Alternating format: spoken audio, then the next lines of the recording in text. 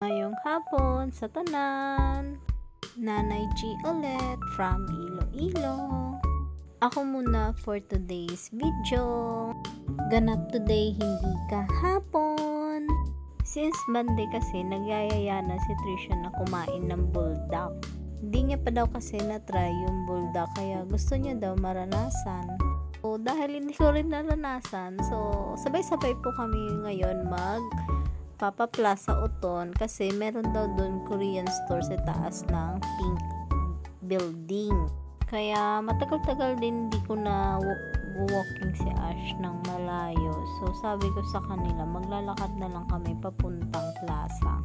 Huwag kanto lang naman ang dadaanan namin before kami makarating sa plaza ng Uton. Apo natin si Nini at si Manang Tree. Ang kinatatakot ko lang kasi kapag naglalakad dito, pag may asong gala or yung dinakis yung aso nila, kasi si Ash mahirap na pares nito, titingin-tingin yan kasi may mga aso yan dyan sa gate.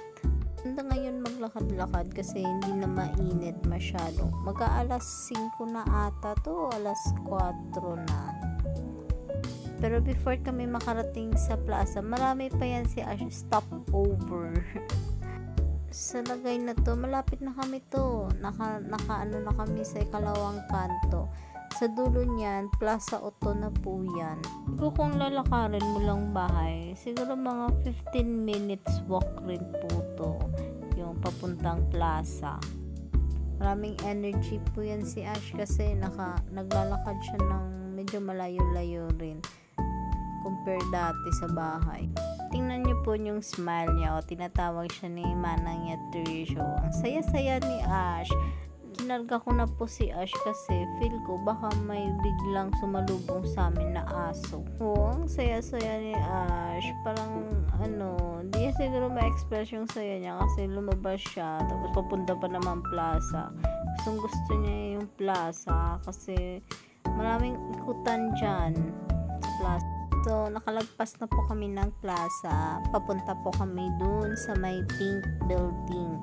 Dun pala, akala ko tinuturo ni Trish dun sa may tinda talaga, sa second floor ng tinda. Dito pala sa pink building, akyat muna kami po ng stairs kasi dito pala sa second floor yung bilihan ng Korean. Sa mga taga-Uton, meron po pala dito sa pink building. Trend to para sa mga teenager like Trish. Kaya gusto niya matry, so susuportahan po natin. Kinukulit ako ni Trish kasi gusto niya ako lang yung pumasok. Andito si Ash. Baka hindi naman pwede yung aso kasi nahihiya daw siya bumili. Sabi ko nga, pumasok na siya tapos ituro niya na lang or pakita. So, kaso mabait yung owner. Owner yata yung lalaki. Kaya sabi niya, pwede naman daw pumasok. Ganito nung lutuan. And then, may salamin dito. Hi, Ni! May mga tao din po dito. Sorry po kung masasama kayo. And then, si Ash, kinakarga ko na lang. And ito po yung, pwede kayong pa-picture. Maliban po sa mga, may mga seaweeds, may mga chocolates, may mga drinks. Masarap yung drinks na to.